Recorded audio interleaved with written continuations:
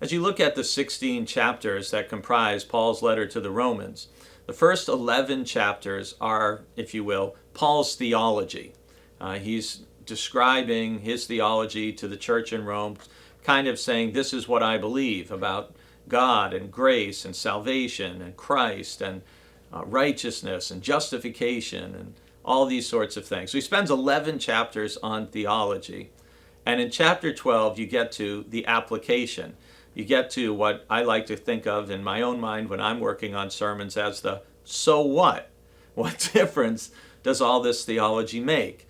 How is this supposed to look or be lived out in a person's life? What are a Christian's duties if this is our theology, if this is what we believe?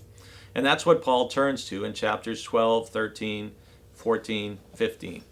And at the beginning of chapter 12, where Paul is writing about what a consecrated life looks like, we have these words that are, for some of us, fairly well known.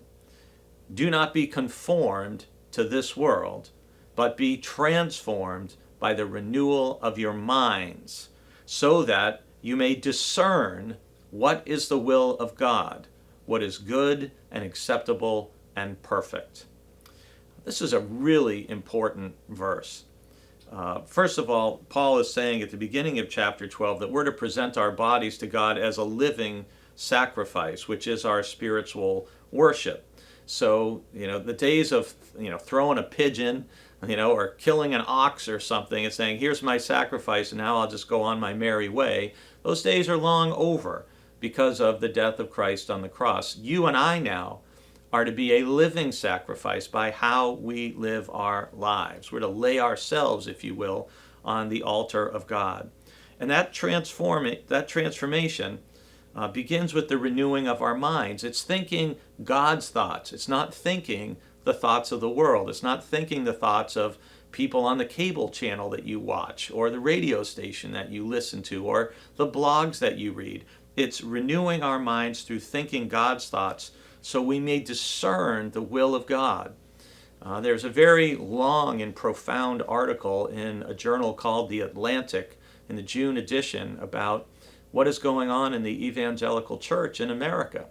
And one of the pastors who's quoted in that article, who is talking about the amount of misinformation and disinformation and, frankly, falsehoods that so many people are believing and taking in. And he describes it as a crisis of discernment, which is a basic inability to discern, to see and understand what is true and what is false. And we are to worship God in spirit and in truth, as Jesus says to the woman of Samaria in John chapter 4. So what does transformation look like for a Christian? We are, most of the time, culturally, swimming upstream against the tide. We need to be renewing our minds by reading the Bible, hearing the words of Scripture, so we're thinking God's thoughts and not the thoughts of the world.